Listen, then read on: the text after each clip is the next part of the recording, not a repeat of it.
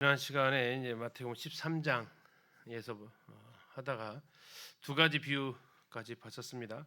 하나는 이제 네 가지 땅에 떨어졌던 그 씨의 비유, 하나님 말씀에 대한 부분이었고요. 네 가지 밭, 보통 네 가지 밭이지만 좋지 않은 세 가지 밭이 있고 좋은 또 세 가지 밭이 있죠. 30배 맺는 밭, 60배 맺는 밭, 100배 맺는 밭.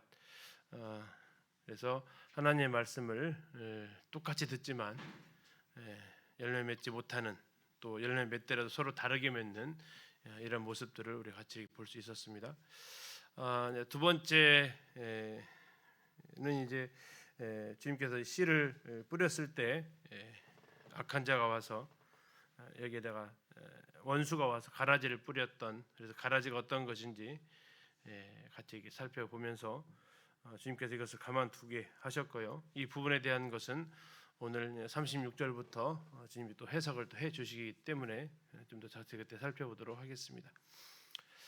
특별히 이 두 가지 비유에 대해서는 예수님께서 이미 다 해석을 해주셔서 해석을 하는데 큰 어려움이 없지만 오늘 31절부터 나와 있는 나머지 5개의 비유는 주님이 설명을 해놓지 않으셨습니다. 그래서 그 의미를 좀 더 찾아가야 될 필요가 있겠습니다. 먼저 31절과 32절에 말씀하시는데요. 천국은 마치 사람이 자기 밭에 갖다 심은 겨자씨 하나를 같다라고 이렇게 얘기하십니다. 겨자씨 하나라고 이렇게 말씀을 하시는데요. 이스라엘 가서 작은 씨를 달라고 하면 겨자씨를 주는데 가장 작은 씨를 달라고 하면 겨자씨를 주지 않습니다. 무슨 씨를 줄까요? 담배 씨를 줍니다. 그래서 가장 작은 씨라고 해서 씨 중에 가장 작은 것이 아니라 보통 이제 가장 작은 씨 중에 하나가 겨자씨라는 겁니다. 그런데 이제 이 모든 씨보다 작은 씨지만 이게 자라게 되면 엄청나게 크게 자란다라는 거죠. 어느 정도 자라냐 하면 새들이 와서 깃들일 정도로 자란다라는 겁니다. 이것을 이제 보편적으로 두 가지를 해석을 합니다. 왜 두 가지를 해석을 하냐면 바로 이 새에 대한 이미지 때문에 그렇습니다. 32절에 나와 있는 공중의 새, 공중의 새가 이 그냥 새가 가지고 있는 부정적인 이미지가 있습니다. 우리 씨 뿌리는 네 가지 밭에 뿌려진 씨야 돼서 길가에 떨어진 밭의 씨를 누가 먹어버렸습니까? 바로 새들이 먹어버렸어요. 그러면서 여기 동일하게 이 새가 부정적인 의미를 가진다라고 이렇게 바라보는 그런 관점이 하나 있습니다. 또 하나는 그러나 마태복음에서 예수님께서는 하늘나는 새도 또 참새 한 마리도 하나님은 다 돌보신다고 해서 꼭 굳이 새를 그렇게 부정적으로만 봐야 되냐 하는 그런 또 다른 측면이 있는 겁니다. 자, 겨자씨가 가지고 있는 것은 아주 작은 씨지만 그러나 그것은 커진다라는 겁니다. 다시 말하면 긍정적인 의미로 이렇게 바라본다면 하나님의 복음이, 하나님의 나라가 처음의 시작은 어떻다는 겁니까? 아주 작게 시작을 한다라는 겁니다. 그러나 그 하나님의 교회의 영향력, 하나님의 복음의 영향력은 놀라울 정도로 확장되어져 간다라는 거죠. 어디까지 확장되어져 가냐면 바로 이제 이방인들이 하나님 나라에 들어올 정도로까지, 바로 이제 여기서 이제 그 새의 의미를 그렇게 좀 더 긍정적으로 보는 측면이 있는 겁니다. 이러한 교회가 확장이 되어질 것이다라고 하는 긍정적으로 해석하는 해석이 하나 있고요. 새를 이제 악한 자로 비유를 하게 되면 자, 교회가 커지긴 커지는데 정상적인 성장이 아니다라는 겁니다. 어느 정도로 커지냐? 한 해 이게 몇 년 지나서 이렇게 확 커져 버리는 게 아니라 이게 크게 되면 한 3m 이상 겨자씨가 크게 되거든요. 이것은 비정상적인 성장이다. 왜 그러면 교회가 이렇게 비정상적인 성장을 하게 되느냐? 바로 이제 313년에 콘스탄티노플에 의해서 기독교가 국교화가 되면서 교회가 이제 정부와 손을 잡게 되고, 그러면서 이제 비정상적인 성장, 국가의 지지와 보호를 받게 되면서 그 교회 안에 이제 누가 들어온다는 얘기입니까? 바로 새들이 들어온다라는 거죠. 거기서 이 새는 바로 부정적인 이미지를 가지고 있는 사탄의 대리인들, 그들이 이 교회 안에까지도 침입해서 들어오게 될 것이다. 그래서 이제 이 씨가 작은 씨인데 공중의 새들이 깃들일 만큼 크다라는 것이 이제 하나는 긍정적인 이미지로 봐서 공중의 새들이 이방인들이 하나님 나라로 확장되어서 들어올 것이다. 유대인들만이 아닌 이방인들까지도 교회의 복음이 증거되어질 것이다라는 긍정적 의미가 있다 한다면, 또 한 것으로는 아까 했던 대로 부정적인 비정상적인 성장으로 말미암아서 사탄의 세력들이 교회 안에까지 잠입해 들어올 것이다라는 이 두 가지로 해석이 되어진다라는 겁니다. 특별히 이제 보통 우리 모임에서는 두 번째 것을 더 많이 지지하는 편이죠. 교회 비정상적인 성장. 특별히 이제 이곳 그 공중에 새들이 와서 가지에 깃들인다라는 이것은 이제 계시록 18장에서는 이렇게 또 표현을 하고 있습니다. 힘찬 음성으로 외쳐 이르되 무너졌도다 무너졌도다 큰 성 바벨론이여 귀신의 처소와 각종 더러운 영이 모이는 것과 각종 더럽고 가증한 새들이 모이는 곳이 되었도다라고 이렇게 계시록 18장 2절에 얘기하면서 이 새들을 가증한 새라고 이렇게 악의 세력이라고 또 비유하고 있는 부분들이 있어서 이건 아마 불건전한 성장 가운데 교회 안에 성도들이 아닌 이러한 이방인 그 거짓 사탄의 세력들이 들어올 것이다라는 그런 의미로 되어지고 있다라는 겁니다. 두 번째 나와 있는 33절에 한 절로 나와져 있는 네 번째 비유도 이 겨자씨와 일맥상통한 비유 중에 하나입니다. 왜 그러냐면 바로 이 누룩이 가지고 있는 이미지가 그렇기 때문이죠. 33절에 보면 천국은 마치 여자가 가루 서말 속에 갖다 넣어 전부 부풀게 한 누룩과 같다. 자, 긍정적인 이미지는 뭘까요? 긍정적인 이미지. 이 가루가 의미하는 것은 세상입니다. 이 가루가 의미하는 이 세상, 그래서 이 세상이 누룩이 들어가면서 전부 부풀게 한다라는 것은 이 누룩은 복음을 가리킨다고 이렇게 상징을 하는 겁니다. 세상에 하나님의 복음이 전파되어져서 어디까지요? 역시 이방인에게까지 더 확장되어질 것이다라는 것이 하나의 긍정적 측면을 표현을 한다면, 두 번째는 이제 이 누룩이 가지고 있는 그 속성, 부패시키는 그 특징을 가리켜서 이제 부정적 측면의 해석을 또 하게 됩니다. 그렇다면 여기서 이제 가루는 뭘까요? 이게 만약에 누룩이 부정적이라면 가루는 하나님의 백성들이 먹는 양식들입니다. 다시 말하면 진리들이 되겠죠. 그리고 이 누룩은 그렇게 되면 악한 교리가 되는 겁니다. 그래서 하나님의 말씀이 선포되어지는 이 교회에 악한 교리가 들어와서 하나님의 진리의 말씀을 희석시켜 버리는, 그래서 오늘날로 말하면 교회에서 전해지는 것이 복음이 전해지는 게 아니라 사도 바울이 말했던 것처럼 예수 그리스도의 십자가 외에는 우리가 전할 것이 없다라고 말하지만 이곳에서 온갖 건강 강좌가 강의되어지고 또 행복론이 강의되어지고, 자, 이렇게 하면서 하나님께서 말씀하신 것과 다른 메시지들이 선포되어지게끔 이 교회가 그렇게 부패되어질 것이다라는, 하나님의 나라가, 하나님의 교회가 이렇게 되어질 것이다라는 이야기를 하는 거죠. 그러면서 이제 계시록에 나와 있는 2장 20절에 두아디라 교회의 이세벨을 예로 들죠. 거기서 이세벨을 뭐라고 얘기하고 있냐면 미혹하는 거짓 선지자로 얘기하고 있습니다. 자, 이런 세력들이 앞으로 들어오게 될 것이다 이야기를 하면서 누룩이 가지고 있는 부풀게 하는 그런 것들이 이제 천국에 대한 긍정적 이미지냐 부정적 이미지에 따라서 이렇게 해석이 달라질 수 있다라는 겁니다. 근데 주님께서는 이 부분에 대해서 비유만 던져 놓으셨지 이게 무엇이다라고 한정 짓지는 않으셨습니다. 그래서 이제 이 두 가지 비유를 우리가 생각해 보면서 생각해 볼 수 있는 것은, 하나님의 역사가 일어나는 곳에는 그 사탄의 역사도 동일하게 일어날 수 있다라는 그러한 경고죠. 이게 이제 부정적 측면에 좀 더 강조하는 부분이 되겠습니다.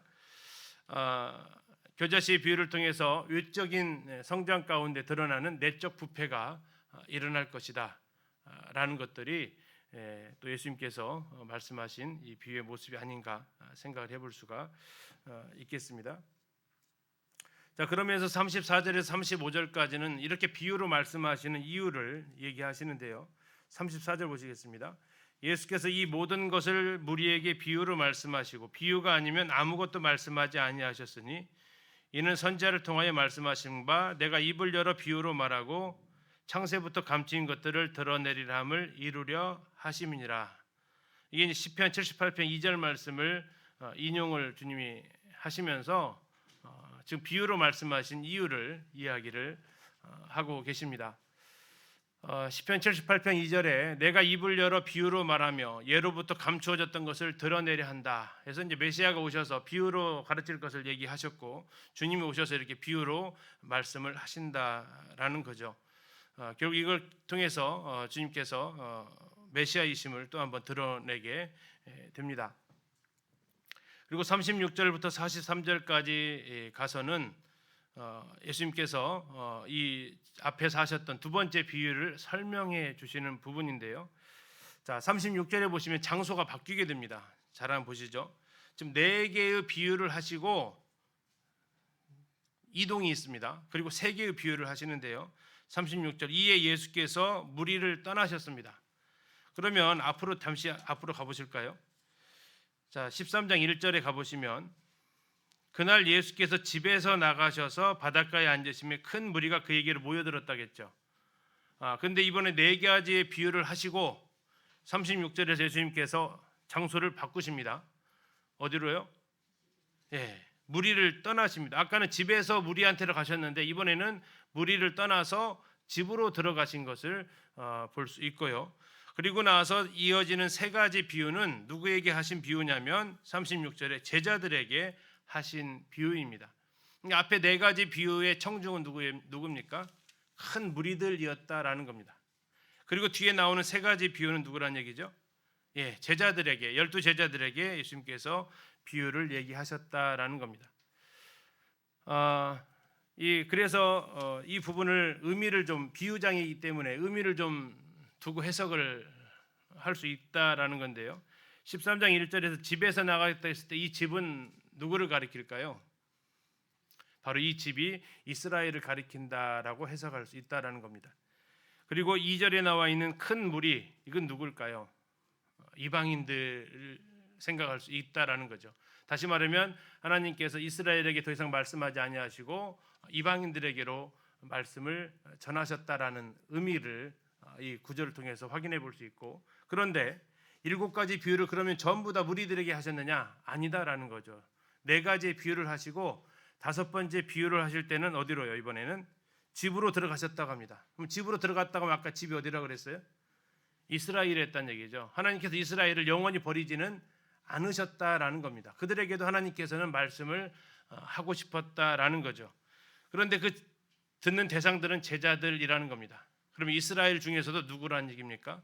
이스라엘에서도 예수님을 메시아로 고백하는 자들에게 예수님께서 이 비유를 말씀하셨다라고 이렇게 살펴볼 수 있겠습니다.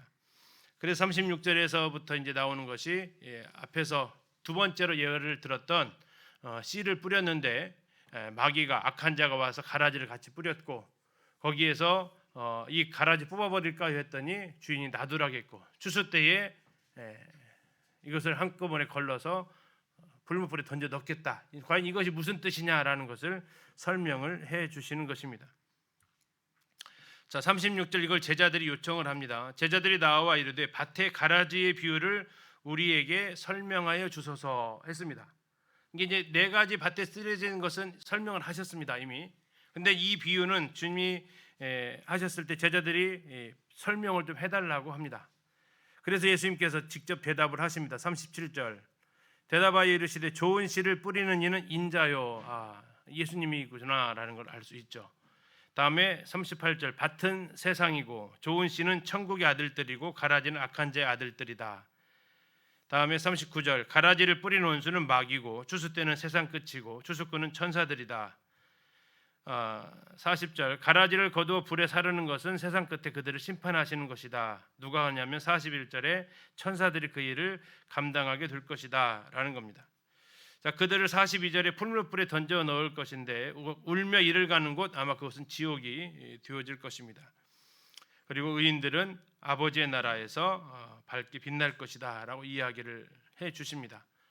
그래서 이 부분에 대해서 해석이 어려움이 없죠. 다만 우리가 이제 주의해야 될 것은 가끔씩 이 밭을 교회라고 생각하시는 분들이 계시는데 그렇지 않다라는 겁니다. 밭은 세상이라는 거죠. 하나님의 말씀이 물론 교회에서 전파가 됩니다. 그러나 이 세상에 하나님의 말씀이 전파되어진다라는 거고요. 가끔씩 교회를 이렇게 적용하면서 하게 되면 굉장히 무리수가 따르는 설교를 하게 됩니다. 어떤 설교를 할까요? 이 교회 안에도 가라지가 있습니다 하면서 이제 가라지 걸러내는 설교를 하게 되면 성도들이 심히 무거워지는 거죠. 짐이. 교회에서 그런 가라지 걸러내는 작업이 아니라 이것은 분명히 밭이 어디라고요? 세상이다라는 겁니다. 밭은 세상이었다라는 겁니다. 이 부분을 보면서 약간 아쉬운 게 있습니다. 뭐가 좀 아쉬우세요? 제자들이 좀 아쉬워요. 왜 아쉬울까요? 세 번째, 네 번째는 왜 질문 안 했을까 하는 거죠.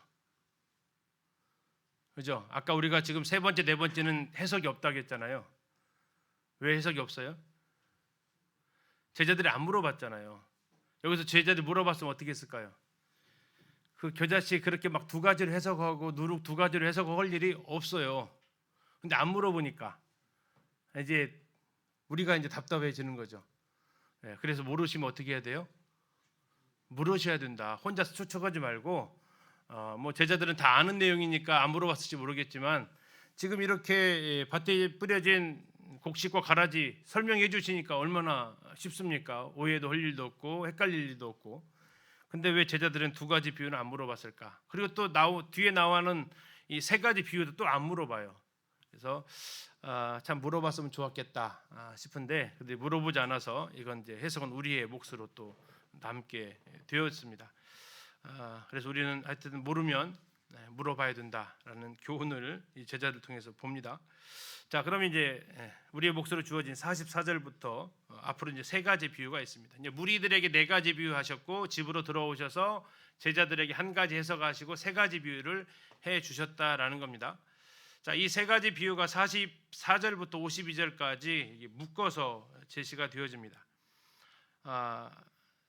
이제 44절에 나와 있는 것은 주일학교 찬성으로도 많이 알려진 비유입니다. 천국은 마치 밭에 감추 인보화 이렇게 아마 들어보셨을 겁니다. 선생님들도. 자, 여기에 이제 문제가 뭐가 붙을까요? 여기에서의 문제는 과연 이 보화가 누구고 이 밭을 산 사람은 누구냐 하는 그 문제가 이제 붙는 겁니다. 이것도 두 가지 해석을 좀 하는 겁니다. 뒤에 나와 있는 진주를 구하는 장사도 같은 의미죠. 첫 번째 해석은 이 보화가 복음이다라는 겁니다. 그리고 그러면 이 좋은 이 보화를 자기 소유를 다 팔아서 산 사람 누굴까요? 우리가 되는 겁니다. 그래서 천국의 귀한 것을 발견하게 되면 어떻게 하라는 얘기입니까? 모든 것을 희생해서라도 그것을 얻어야 된다라는 것이 하나의 교훈이 되어지는 겁니다. 자, 두 번째는 그러면 어떻게 또 하나가 있을까요? 보화가 뭘까요? 보화가 우리라는 겁니다. 우리, 내가 보화라는 겁니다. 그러면 이 자기 소유를 다 팔아서 밭을 산 사람은 누굴까요? 예수님이라는 겁니다. 우리를 주님이 구원하시기 위해서 모든 것을 다 내어주시고 우리를 사셨다라는 해석입니다. 자, 우리 성도님들은 어느 것이 더 마음에 끌리십니까? 밭에 감추인 보화를 찾은 사람입니까? 아니면 밭에 감추인 보화 그 자체입니까? 어느 쪽이세요?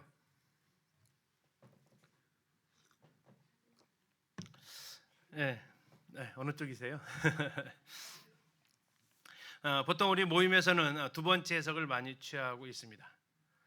근데 또 많은 또 성경학자들은 첫 번째도 이야기를 많이 합니다. 근데 첫 번째를 우리가 이제 잘 인정하지 않는 것 중에 하나가 복음이 예수님이 내 모든 걸 팔아서 살 수 있는 존재냐라는 거죠. 결국 복음이 그렇게 되면 행위가 되는 거 아니냐. 예수님이 내가 가지고 있는 것이 뭐가 얼마나 많아서 그걸 팔아서 구할 수 있는 정도의 분이 예수님이냐라는 그 문제에 봉착이 되어지게 되는 겁니다. 두 번째는 뭐가 될까요? 도대체 우리가 얼마나 귀하길래 예수님께서 모든 것을 바치고도 살만한 존재냐. 근데 그것은 주님이 그렇다고 하니까 우리는 거기에 대해서 그냥 감사할 뿐이죠. 그래서 밭에 감추인 보화를 무엇으로 볼 거냐, 이게 예수님이냐 우리냐 복음이냐 이런 것들이, 또 그것을 산 사람은 누구냐 하는 부분들이 이제 이 비유를 해석하는 데 있어서 갈림길이라는 거죠. 45절에 나와 있는 좋은 진주를 구하는 장사, 이건 약간 맥락이 좀 다릅니다. 앞에는 밭에 감추인 보화와 같다 해서 물건을 천국에다 비유를 했다면 45절에서는 천국을 뭐에다 비유했냐면 장사에게 비유를 했습니다. 사람에게 비유를 했다라는 거죠. 그래서 이제 이것에 대해서 우리가 이제 각 차이점이 있다라는 거죠. 보화는 강조점이 천국이 그 보물에 있다라는 겁니다. 그리고 진주의 강조점은 장사에 있다라는 겁니다. 그럼 이 두 가지를 또 연결되어져서 생각해 볼 수 있다라는 건데요. 천국은 무엇이겠습니까? 바로 이 보화 비유에서는 이스라엘 민족이다라는 것을 생각해 볼 수 있고, 이 비유에서는 그분이 바로 우리 주님이시다라는 걸 생각해 볼 수 있다라는 거죠. 또 다른 측면에서 밭에 감추인 보화라고 하는 것은 유대인들을 가리킨다면 극히 값진 진주는 오늘날 유대인들 그리고 이방인들이 포함되어진 교회, 이렇게도 해석하는 분들도 계십니다. 자, 왜 이런 해석이 자꾸 나온다고요? 제자들이 안 물어봐서. 물어만 봤으면 해석이 이렇게 나뉠 필요는 없는데 아무튼 그렇다라는 겁니다. 그래서 44절에 나와 있는 밭에 감추인 보화를 예수님이 지상 사역 동안 존재한, 그리고 교회가 휴거된 후에 다시금 존재할 유대인을 가리킨다라고 해석을 하고 있고요. 이건 이제 윌리엄 맥도날드 형님께서 하시는 부분입니다. 다음에 자기의 소유를 다 팔아서 밭을 산 사람은 예수님이다라는 거죠. 그분이 이 유대인과 또 우리들을 구원하시기 위해서 십자가를 지시기 위해서 자신의 모든 하늘의 보좌까지 다 버리시고 이 땅에 오셔서 우리를 구원하시기 위해서 사셨다라고 이렇게 해석할 수 있다라는 겁니다. 45절 46절에 나와 있는 진주, 이 진주는 이제 아까 했던 대로 좀 달라진다겠죠. 진주는 교회를 뜻한다라고 볼 수 있겠다라는 겁니다. 진주가 외부의 자극을 이렇게 모래 같은 것이 들어와서, 이물질이 들어왔을 때 자기 속에서 이렇게 막 물질을 꺼내서 그것을 감싸잖아요. 그러면서 진주가 되는데, 바로 교회가 이렇게 주님의 몸의 찔림과 상함을 통해서 형성되어진 것이 진주다, 교회다라는 해석이고요. 그러면 장사는 뭡니까? 주 예수님이죠. 갈보리에서 그 진주를 사기 위해서 자기의 모든 소유를 파신 그 부분. 그래서 아무튼 이 두 개의 관점이, 보화와 진주가 우리냐 아니면 주님이냐, 보화를 사시는 분 또 진주를 사는 장사가 우리냐 주님이냐에 따라서 해석이 완전히 달라질 수 있는 부분이라는 겁니다. 아무튼 물어봤으면 해결을 됐을 텐데 우리 이 두 가지를 통해서 더 다 교훈을 얻을 수는 있겠습니다. 다음에 47절에 나와 있는 세 번째 비유는 천국은 마치 바다에 그물을 치면서 물고기를 보는 그물과 같다라고 이야기를 하고 계십니다. 그래서 그물 속에서 고기 잡아보시면 알겠지만 좋은 고기, 큰 고기만 잡히는 게 아니라 방류해야 될 고기들도 잡히게 되는 거죠. 그래서 갈라낸다라는 겁니다. 구별해낸다라는 거죠. 좋은 고기는 누구겠습니까? 의인들이죠. 성도들이겠죠. 구원받은 사람들이 좋은 고기일 겁니다. 못된 고기는요, 믿지 않는 사람들이 바로 여기에 해당이 될 것입니다. 이들을 언제 걸러낸다고요? 49절에 나와 있네요. 언제요? 세상 끝에. 세상 끝이 언제일까요? 주님 오실 때라는 겁니다. 대환란이 끝나고 그리스도의 재림 때 이것을 갈라낸다라는 겁니다. 누가 갈라낸답니까? 49절에 천사들, 그러니까 이 천사가 가리키는 것은 어부들이 갈라내는데, 이 어부들이 곧 천사들이라는 거죠. 천사들의 사역이 바로 이와 같은 사역을 감당한다라는 겁니다. 자, 이렇게 해서 세 가지 천국의 비유 제자들에게 하셨는데, 여기에 대해서 53절에 이 모든 비유를 마치신 후에 그곳을 떠나셨다라고 이야기하십니다. 떠나기 전에 제자들이 한마디만 물어봤어도 해결이 됐을 것을 안 물어보니까 이제 어려워졌죠. 자, 그러나 주님께서 이 교훈의 이 비유의 마지막 멘트가 뭐였냐면요, 52절입니다. 51절부터 보실까요? 이 모든 것을 깨달았느냐 하시니 대답하되 뭐라고요? 그러하이다. 그럼 제자들이 안 물어본 이유 알겠죠? 제자들이 왜 안 물어봤어요? 깨달았으니까. 자, 그러면 깨달은 자의 책임이 52절에 나와 있습니다. 52절 예수께서 이르시되 그러므로 너희가 깨달았으므로 천국의 제자된 서기관마다 마치 새 것과 옛 것을 그 곳간에서 내오는 집주인과 같으리라 라고 얘기하네요. 다시 말해서 이건 뭐 한다는 겁니까? 너희들이 바로 집주인과 같이 새 것과 옛 것을 꺼내서 가르쳐야 된다라는 겁니다. 새로운 것을 위해서 옛 것을 무시해서도 안 되고 또 그렇다고 옛 것만 가르쳐서 고집해서도 안 되겠죠. 그들은 깨달았으므로 그것을 다른 사람들에게 전할 의무가 주어졌다라는 겁니다.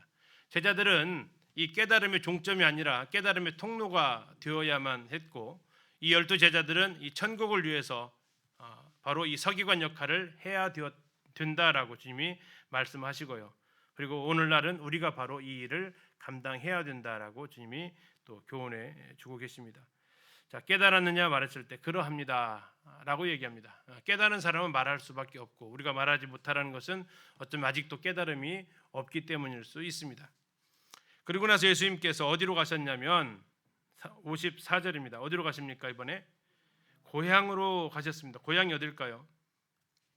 나사렛이겠죠. 나사렛으로 가시는데 이게 아마 공생애 중에서 마지막 나사렛 방문이 되신 것 같습니다. 마지막까지 한 번 더 그들에게 기회를 주십니다. 어디로 가셨냐면 54절에 효당에 가셨습니다. 그랬더니 그들이 이제 예수님을 보고 그 가르침에 놀라는 거죠. 자, 이 가르침에 놀랐으면 이 예수님을 메시아로 인정해야 되는데 가르침에 놀란 그들의 반응은 엉뚱한 것으로 흘러갑니다. 55절입니다. 이는 그 목수의 아들이 아니냐? 그 어머니는 마리아, 그 형제들은 야고보, 요셉, 시몬, 유다라 하지 않느냐? 너희들은 우리와 함께 있지 아니하냐? 그런데 이 사람의 이 모든 것이 어디서 났느냐? 이 질문이 얼마나 어리석은 질문입니까? 이렇게 되었다면 이 질문은 도저히 혈통으로서 날 수 없는 가르침 아니냐? 그러면 이분이 메시아가 아닌가 하고 알아봐야 되는데 57절 그들이 뭐 합니까? 예수를 배척했다라고 나오고 있습니다. 예수를 배척했다. 그리고 이제 유명한 말씀이 나오죠. 예수께서 그들에게 말씀하시되 선지자가 자기 고향과 자기 집 위에서는 존경을 받지 않음이 없느니라. 자, 자기 집에서는 선지자를 알아본다고요? 못 알아본다라는 겁니다. 그래서 친밀함은 무례함을 낳는다라는 말을 하게끔 되는 거죠. 그래서 주님께서는 그곳에서 능력을 행하지 않으시는데요. 믿지 않음으로 말미암아 거기서 많은 능력을 행하지 아니하셨다라고 나옵니다. 이게 잘못 해석하면요, 안 믿으니까 예수님 삐지셨다라고 생각하시면 안 됩니다. 안 믿으면 나 안 해. 그 차원이 아닙니다. 왜 능력을 안 하셨을까요? 그들이 믿지 않았습니다. 믿지 않았으면 무슨 일을 안 했을까요? 가버나움에서는 각종 병든 자를 데리고 왔잖아요. 왜 데려왔을까요? 예수님이 고쳐줄 줄 믿어서 왔잖아요. 근데 그들이 믿지 않았습니다. 그러면 뭐 하지 않았다는 얘기입니까? 예수님께 그런 사람들을 데리고 나오지 않았다라는 거고요. 그들이 데리고 나오지 않았기 때문에 예수님께서는 거기서 능력을 베풀지 않으셨다라는 거지. 어차피 너네들 뭐 안 믿을 거니까 나 여기서 안 해. 그런 차원이 아니다라는 것을 우리가 기억을 하시면 좋겠습니다. 이 마태복음의 7가지 비유에 대해서 존 메가더 미국에 있는 존 메가더 목사가 이렇게 정리를 했습니다. 천국의 비유에 대해서 복음의 많은 사람들로부터 배척받을 것이다. 그리고 그리스도와 초림과 재림 사이에 참된 믿음을 가진 사람과 거짓 신앙을 고백하는 사람들이 이 세상에 공존할 것이다.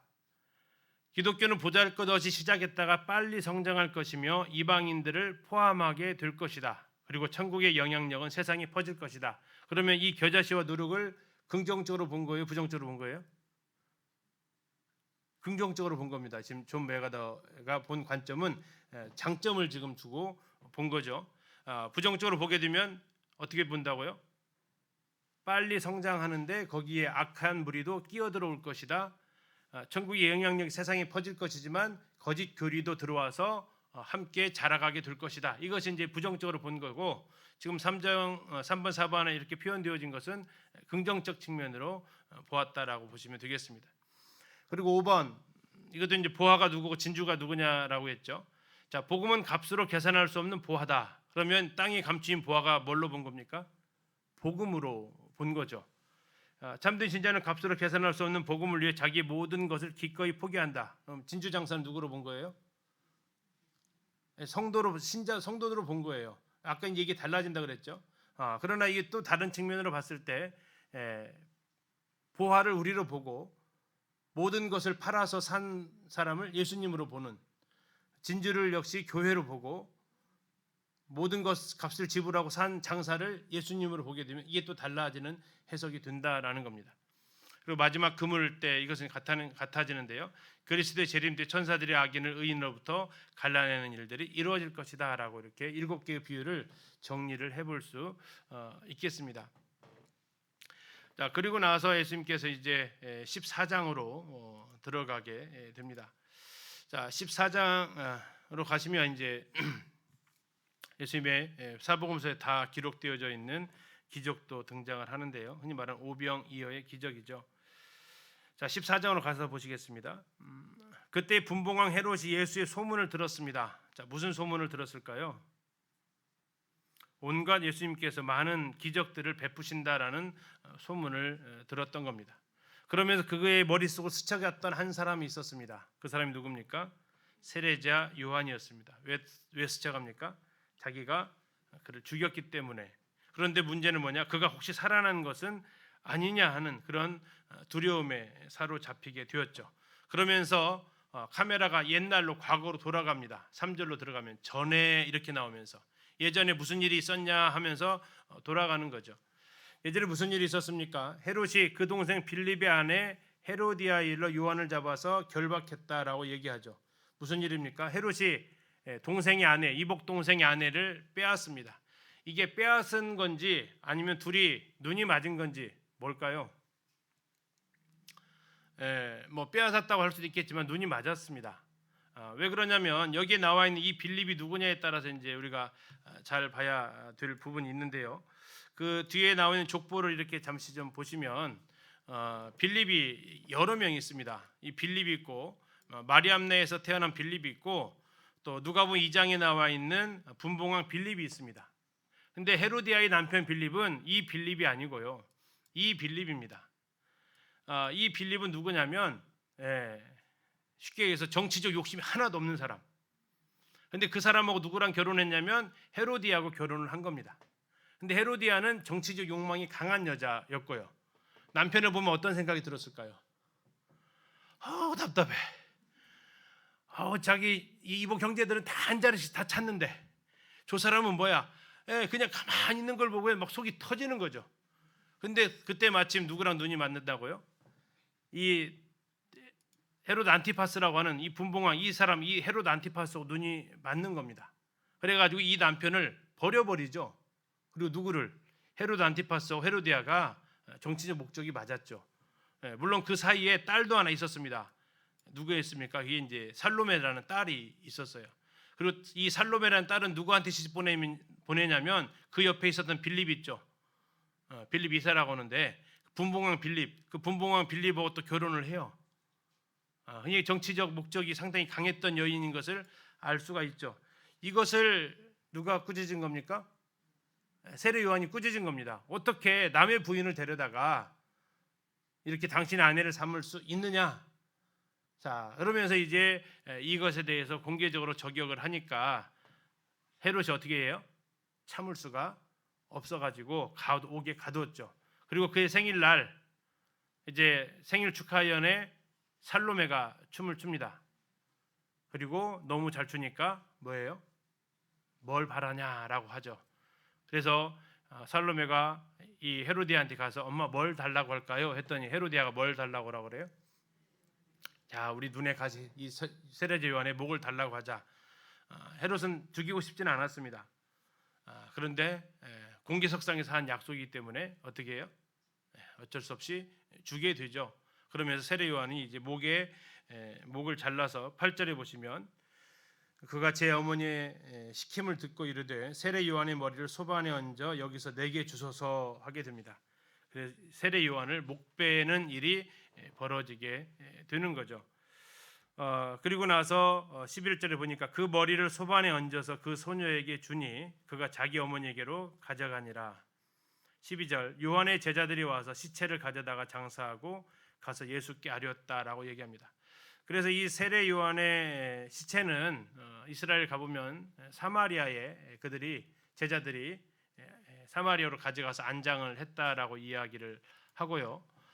그리고 나서 그러면 이 있었던 장소가 어디냐? 헤롯의 생일 잔치가 있었던 곳이 어디냐? 지금은 이제 요르단 땅에 있는 이 마케루스라는 곳에 있다라는 겁니다. 자, 마케루스가 어떤 곳인지 잠시 한번 영상을 통해서 확인해 보도록 하겠습니다. 세례 요한은 헤롯 안티파스에게 붙잡혀 옥에 갇혔다가 죽임을 당했습니다. 사해 동쪽에 있는 마케루스 요새였습니다. 저 앞에 보이는 것이 무카위르입니다. 세례 요한이 갇혔던 옥입니다. 저 건너편 이스라엘 땅이 보이고 있습니다. 최고의 날씨를 주고 계십니다.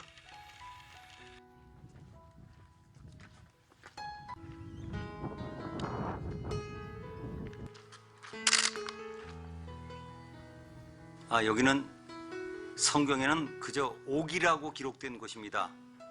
그 옥자리가 바로 이 마케루스라고 하는 요새입니다. 헤롯 왕이 건설했습니다.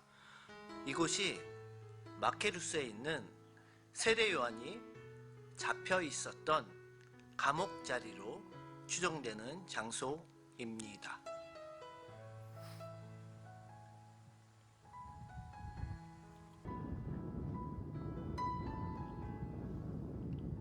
여기는 세례 요한이 갇혔던 옥이라고 하는 마케루스 요새입니다. 이곳에 와보면 어떻게 이런 데에 궁궐을 쌓았을까 할 정도로 놀라움을 금할 수 없는 이 요새에서 죽임을 당한 이곳이 확인되었습니다.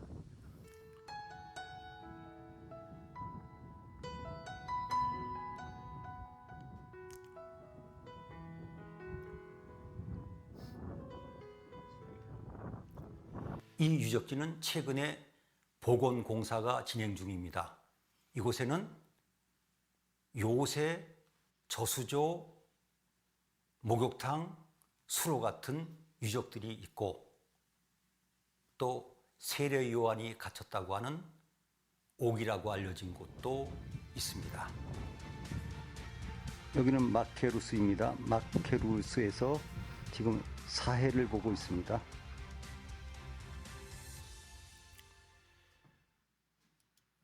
헤롯의 통치했던 지역이 갈릴리 서쪽하고 베레아 지역이었습니다. 이쪽을 통치하고 있었기 때문에 이곳에다가 지금 그 궁전을 지어 놓았던 거죠.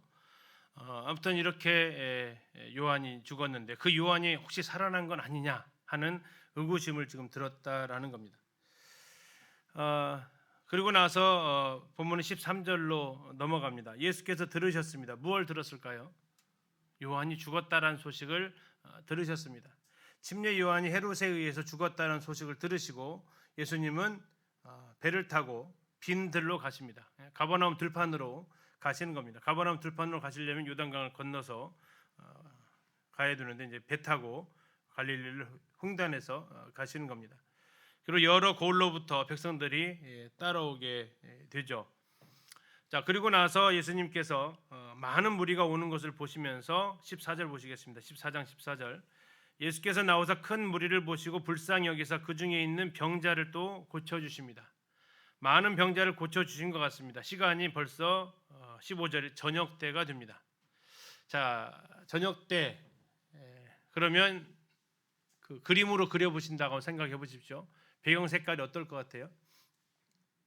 배경 색깔이 좀 어두침침해져 갈 때입니다. 가로등이 있었을까요? 없죠, 당연히 가로등 없습니다. 지금이야 우리가 이제 뭐 환하게 가로등을 쏠 수 있지만 그러면 조명은 뭐였을까요? 횃불이었을 겁니다. 횃불이 이제 군데군데 있어서 꽂혀져 있었지만 뭐 대부분 횃불이 그렇게 막 밝은 것은 아니니까 많이 어두웠겠죠. 자, 그러면 계절은 이때가 언제였을까요? 요한복음을 보니까 이때가 6월절 즈음이었습니다.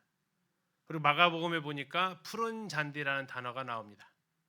자, 그러면 이제 그림을 한번 그려보시는 겁니다. 여기는 들판입니다. 지금 빈들이라고 그랬죠. 들판입니다. 들판이고 바탕색은 뭘로 칠하셔야 돼요? 예, 녹색으로 칠하시는 거죠. 푸른 잔디라고 나왔으니까 대신 조명이 어두우니까 약간 이제 좀 짙은 색깔이 가미가 되어야겠죠. 전체적으로 밝기는 어두운 가운데 있습니다. 왜요? 저녁이 되었다라고 이야기를 하는 거죠. 사람은 얼만큼 그리셔야 돼요? 예, 많이 그려야 됩니다. 그러면 흔히 많이 그릴 때 그냥 머리만 이렇게 막 그려 놓잖아요. 그 정도로 많이 그려 놓는 거고 줄 맞춰서 앉혔잖아요. 몇 명씩 줄을 맞춰서 앉습니까? 예, 50명씩 100명씩 줄을 맞춰서 이렇게 쭉 앉힙니다. 자, 그리고 예수님은 아마 서 계시고 제자들은 돌아다니고 있었을 것입니다. 그 상황을 좀 생각하시면서 보시죠. 15절입니다. 저녁이 되면 제자들이 나와 이르되 이곳은 빈들이요 때도 이미 저물었으므로 무리를 보내어 마을에 들어가 먹을 것을 사 먹게 하소서. 자, 이 문제 해결을 누구 보고 하라고 시키는 겁니까? 예, 제자들이 하겠다라는 겁니까? 예수님이 해달라는 겁니까? 사람들이 직접 하라는 겁니까? 사람들이 직접 하라는 거죠. 우리에게 어떤 문제를 가지고 찾아오는 사람이 있으면 우리도 그 셋 중에 하나를 선택하게 됩니다. 어떻게 한다고요? 예수님한테 부탁하든지 중보기도 하시든지 아니면 내가 하여튼 도와주는 데까지 도와줘 보든지 아니면 하고 자기 일은 자기가 좀 알아서 하지 하면서 이렇게 뭐라 할까 이렇게 보내는 나도 어쩔 수 없네 그냥 이렇게 가봐 하면서 하는 그 역할을 지금 하는데 제자들은 지금 몇 번째 걸 선택했습니까? 세 번째 것을 선택했다라는 겁니다. 자, 왜 세 번째를 선택했을까요? 첫 번째 자기들은 아무것도 없습니다. 도울 힘이 없죠. 근데요 예수님은요 할 수 있을 거라고 생각을 못하는 거죠. 예수님도 이 상황은 어쩔 수 없다. 뭐 예전에 우리나라 뭐는 뭐도 못한다고요? 가난은 누구도 구제 못한대요. 나라님도 구제 못한다고. 이 상황은 해결할 수 있는 방법이 없다라는 것이 그들의 최종 결론이어서 결국 그러면 어떻게 해야 돼요? 너희들 알아서 스스로 해결하라는 것이 그들의 제안이었습니다. 1순위가 자기들 상황이었고 2순위가 예수님의 능력이었고 3순위가 결국 이 사람들의 몫이었다라는 거죠. 어쩌면 이 사람들은 스스로 할 수 없었기 때문에 지금 기다리고만 있는데 그런 상황이 지금 벌어진 겁니다. 자, 16절 예수께서 이르시되 갈 것 없다. 뭐라고 하십니까? 너희가 먹을 것을 주라. 예수님 아셨을까요? 아무것도 없다는 걸 아셨단 말이죠. 모르고 이렇게 말씀하시면 괜찮은데 알고 이렇게 말하면 뭐예요? 두 가지입니다. 하나는 너무 잔인하다든지 하나는 무엇인가 그들에게 가르쳐주고 싶었다라는 거죠. 그럼 후자겠죠. 주님은 우리 제자들에게 무언가를 가르쳐주고 싶었습니다. 뭘 가르쳐주고 싶었을까요? 자기들의 힘으로는 아무것도 할 수 없다라는 걸 가르쳐주고 싶으셨습니다. 이 많은 무리에 비해서 자기들이 가지고 있는 것은 터무니없이 적다. 거의 없는 거죠. 그들이 뭐라고 얘기합니까? 17절에 제자들이 이르되 너희가 먹을 것을 주라고 하니까 제자들이 이르되 우리에게 있는 것은 떡 5개, 5병, 물고기 2마리, 2어입니다. 5병 2어밖에 없습니다라고 얘기합니다. 5병 2어가 전부인데요. 너희가 먹을 것을 주라고 하니까 자, 이것도 다른 복음서 대조해 보면 자기들 겁니까? 아니에요. 예수님 시장하실 거라고 한 소년이 예수님께 도시락 드린 거예요. 이걸 안드레가 가져와서 다 조사해 봤는데 이거밖에 없는데요. 지금 얘기를 하는 거죠. 그래서 예수님께서는 19절에 무리를 명해서 잔디 위에 앉으라고 하시고 이걸 가지고 하늘을 향해서 축사하시고 제자들에게 무리들한테 나눠주라고 하십니다. 여기서 궁금한 것이 붙죠. 언제 늘어났을까요? 오병이어를 어떻게 나눠주면서 늘어났을까요? 더 궁금한 것이 하나 더 붙죠. 이것이 얼마가 남습니까? 20절에 12바구니가 남죠. 도대체 나머지 이 바구니 하나는 이해 가요. 누가 가져왔을까요? 이 소년이 가져왔을 수 있죠. 나머지 11개는 어디서 왔을까요? 나머지 11개 바구니가 어디서 왔을까요? 이제 꼬부셔놨던 거 드디어 내놨을까요? 그래서 이 성경을 믿지 않는 자유주의 학자들은 뭐라고 얘기합니까? 자기들 찔려가지고 자기들 가져왔던 도시락 꺼내서 먹었다라고 이야기를 하는 거죠. 이게 그런 가르침이 아닌데도 불구하고 예수님의 기적을 도저히 믿을 수 없는 그들은 이제 이 어린아이의 행동을 보고 그들이 각성을 해가지고 자기들 도시락 꺼내와서 먹고 결국 다 걷어도 이만큼 남았다라고 하는 이러한 성경 해석을 하는 거죠. 얼마나 이 자유주의가 무서운 건지를 생각해 봐야 됩니다. 자, 그러나 여기서 이제 어쨌든 궁금하죠. 물론 찔린 사람도 있었을 것입니다. 아무튼 이 주님께서 이걸 통해서 12바구니가 넘게 거의 뭐 남자가 5천이라고 하니까 성인 5천이라고 하니까 만에서 15,000, 뭐 길게 잡으면 한 2만 명까지 되는 사람들을 다 먹이시는 이 장면을 기록을 하고 있는 겁니다. 21절에 먹은 사람은 여자와 어린이 외에 5,000명이나 되었더라라고 이야기를 하고 계시죠. 자, 이게 이제 사복음서에 모두 다 기록되어져 있는 기적입니다. 왜 그랬을까요? 이것이 지금 왜 이렇게 중요한 기적이었을까요? 이것은 당시에 이스라엘들에게 있어서 지금 우리가 공산주의에서 그들이 체제를 붙들고 있는 것은 뭡니까? 배급입니다. 배급.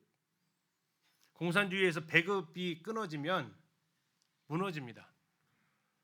그들에게서 먹을 걸 주지 않으면 무너지는 거죠. 이때 당시에 우리는 주님께 가르쳐 주신 기도문 중에서 우리에게 일용할 양식을 주옵시고 우리의 피부에 와닿지 않잖아요. 그러나 이때 당시의 사람들은요, 이게 절실한 기도 제목이었다니까요. 오늘날 우리에게 일용할 양식을 달라는 것이 그들에게는 정말 생명이 걸린 문제였다라는 얘기죠. 이 뒤에 나오지만 포도원 비유에서 나오잖아요. 뭐가 나옵니까? 거기에 일하기 위해서 새벽부터 나와 있는 사람이 있는데 몇 시가 됐는데도 집에 못 돌아가요. 오후 5시가 됐는데도 집에 못 돌아가는 상황이에요. 왜요? 집에 가면 그 떡 달라고 저러는 아이들이 있는 상황에서 그냥 못 돌아가는 상황이 이때 당시에 절대적 빈곤이죠. 근데 그들에게 빵을 줄 수 있는 분. 그래서 이 반응이 어떻게 나타납니까? 이 반응을 보고 그들이 하려고 했던 것이 무엇입니까? 예수님을 왕으로 삼으려는 시도가 곧바로 일어나게 되는 거죠. 이게 요한복음에서 더 표현되어지고 있는 부분입니다. 자, 그러면서 이제 이게 결국 그들이 기대했던 메시아의 모습인데 이렇게 하면서 예수님께서 오병이의 기적을 사복음서에 다 기록하게 하십니다. 그리고 나서 22절부터 두 번째 기적이 이어서 나오는데요. 오병이어랑 같이 연결되어지는 기적입니다. 예수님께서 제자들 다 돌려보내십니다. 그리고 예수님은 혼자 뭐하러 가십니까? 23절에 무리를 보내신 후에 기도하러 올라가십니다. 어디로요? 산으로 올라가십니다. 기도하러 산으로 올라가시고 제자들은 이제 예수님이 보내셨기 때문에 그들은 가게 됩니다. 24절 배가 이미 육지에서 술이나 떠나서 바람이 거스림으로 물결로 발며 고난을 당한다. 자, 옛날에 배 운항은요 한 바다 한가운데를 가로지르는 배는 거의 없습니다. 지중해를 가도 그렇고요. 들 수 있으면 연안을 따라서 갑니다. 그런데 지금 바람이 계속 밀어냈다라는 거죠. 어디로요? 바다 가운데로 밀어낸 겁니다. 그 정도로 바람이 굉장히 강하게 불었던 것을 볼 수가 있죠. 자, 그러면서 그들이 밤 사경이라고 되어져 있네요. 밤 사경은 새벽 3시에서 6시가 됩니다. 3시에서 6시, 다시 말하면 가장 어두울 때죠. 가장 어두울 때에 그들에게 어려움이 지금 닥치는데 그때 누가 오십니까? 25절에 밤 사경에 예수께서 바다 위로 걸어서 제자들에게 오십니다. 고마울까요? 무서울까요? 고마워요? 무서워요? 무슨 옷 입으셨죠? 아마도 흰 옷 입었을 겁니다. 그들이 무엇으로 알아볼 정도로요? 26절에 나오잖아요. 제자들이 그가 바다 위로 걸어오심을 보고 놀라 뭐라고요?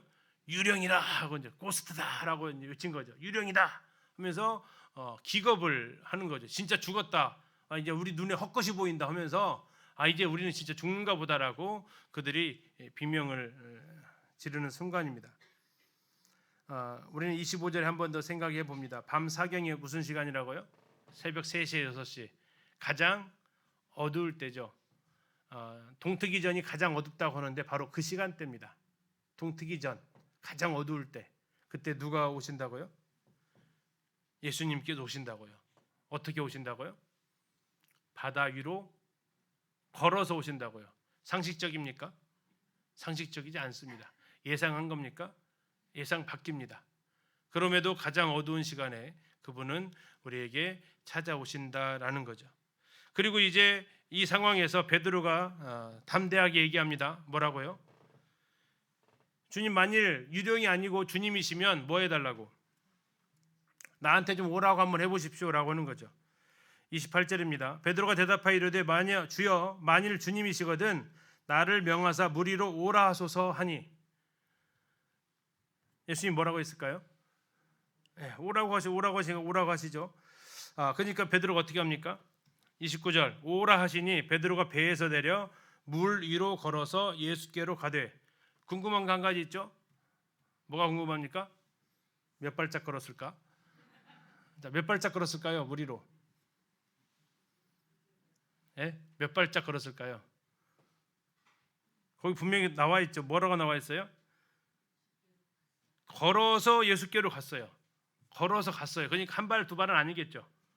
걸어서 갔다는 얘기는 만약에 한두 발 갔으면 발을 내디뎠을 때 거의 빠져나간 거고 걸어서 갔죠. 자, 걸어서 갔다는 것은 그래도 대여섯 발짝 이상은 가야 걸어갔다라고 하지 않겠습니까? 자, 그리고 나서 무슨 일이 벌어집니까? 베드로의 시선이 예수님이 아닌 30절 보십시오. 뭘 봤는가? 바람을 봤다라는 겁니다. 자, 예수님을 보고 가야 되는데 바람을 봤다라는 거죠. 그럼 무슨 일이 벌어진다고요? 빠져가게 된다라는 겁니다. 혹시 운동장에다가 줄을 그어 보셨습니까? 자기 발등을 보고 줄을 긋습니까? 아니면 목적지를 보고 긋습니까? 목적지를 보고 그려야 돼요. 자기 발등 보고 줄 그리는 사람은 저 끝에까지 가보면 어떻게 돼 있죠? 이렇게 휘어져 있어요. 나는 분명히 반듯하게 그었는데 내가 왜 이렇게 휘어졌지? 그렇게 되는 거죠. 지금 바라봐야 될 대상, 예수님께서 오라고 했으니까 예수님을 바라봐야 될 그가 지금 바람을 봤다라고 얘기합니다. 바람을 봤다. 그리고 갑자기 무서워졌다라는 거고 갑자기 빠져가게 되었다라는 겁니다. 주여 나를 구원하소서라고 얘기합니다. 이것도 한번 생각해 보죠. 베드로 수영 못했을까요? 수영 잘하는 사람 아닙니까? 굳이 왜 구해 달라고 했을까요? 그 정도로 잔잔한 파도는 아니었을까요? 아마도 그 상황 가운데 자기가 빠져가는 이유를 알았겠죠. 왜 빠져가게 되었는지. 그래서 주님을 향해서 구조의 요청을 합니다. 자, 31절 보십시오. 예수께서 즉시 손을 내밀어 그를 붙잡으시며 이르시되 믿음이 작은 자여 왜 의심하였느냐 하시고. 또 하나 궁금함이 있죠. 손 잡았을 때 어떻게 됐을까요? 몸이 슥 올라왔을까요? 어떻게 빠져갔던 몸이 어떻게 물 위로 올라왔을까요? 베드로는 이 상황에서 베드로에 대해서 어떤 평가를 내리십니까? 의심 많아서 물에 빠져간 사람입니까? 아니면 그래도 물 위를 걸어본 사람입니까? 어떻게 베드로처럼 되기를 원하십니까? 아이고 그래도 베드로처럼 안 돼야 될 것 같아요. 우리는 베드로를 향해서 주님 바라보지 못하고 물 위를 걸어갔던 사람이다, 물을 바람 보고 빠져갔던 사람이다라고 약간 낮춰서 생각할 수도 있겠지만, 그러나 예수님 이외에 유일하게 바다를 걸어본 사람은 누구밖에 없습니까? 베드로밖에 없다라는 겁니다. 어쩌면 우리는 바다를 향해서 발을 내디딜 믿음도 없는 존재죠. 빠져가는 베드로를 나무랄 게 아니라 우리는 빠져가는 것 자체가 무서워서 아예 첫 발도 내딛지 못하는 그런 모습이 아닌가 생각을 해봅니다. 자, 그러나 예수님께서 이 베드로가 어쨌든 그 걷고자 했을 때 주님은 오라고 하십니다. 예전에 1994년 정도로 기억을 하는데 한국일보에 해외 토픽이 떴었습니다. 그 A 교단인데 흔히 말하는 기독교 2단이라고 하는 교단이에요. 거기에 있는 그 선교사가 사람을 데리고 갈릴리 호수는 아닙니다. 자기 나라 호수에서 이렇게 학생들을 데리고 횡단하는데 갑자기 무슨 생각이 들었는지 제자들을 향해서 거기 배에 탄 제자들을 향해서 자, 우리를 호수를 걷자라고 제안을 했답니다. 어떻게 했을까요, 그 학생들? 분위기가 걸어야 되는 분위기였어요. 그래가지고 걸었답니다. 걸었을까요? 못 걸어가지고 익사했다라고 해외 토픽에 떴던 것을 제가 스크랩을 해놓은 게 있습니다. 왜요? 뭐가 문제입니까? 예수님이 오라고 한 적이 없잖아요. 베드로는요, 오라고 했으니까 갔죠. 허락받고 갔는데 그들은 그냥 인도자를 잘못 만나서 그 졸지에 그러한 죽음, 얼마나 허무한 죽음입니까? 얼마나 웃음거리가 돼버렸습니까? 이것이 이제 흔히 말하는 무모한 시도죠. 주님의 말씀도 없이 움직이는 것 자체가. 자, 그러면서 33절 이제 뭔가 달라졌습니다. 자, 거라사로 갈 때 거기에 예수님께서 주무시고 계셨죠. 그러면서 예수님 좀 살려주세요. 왜 주무세요? 하면서 깨웠잖아요. 그래서 예수님께서 잔잔하라고 명하시니까 잔잔해졌어요. 그러니까 제자들의 반응이 뭐였습니까? 이 어떠한 사람이기에 그렇게 나왔어요. 근데 이 반응이 좀 달라지네요. 33절 보시겠습니다. 배에 있는 사람들이 예수께 절하며 이르되, 같이 한번 읽어보실까요? 시작. 진실로 하나님의 아들이로소이다 하더라. 누구라고 고백을 합니까?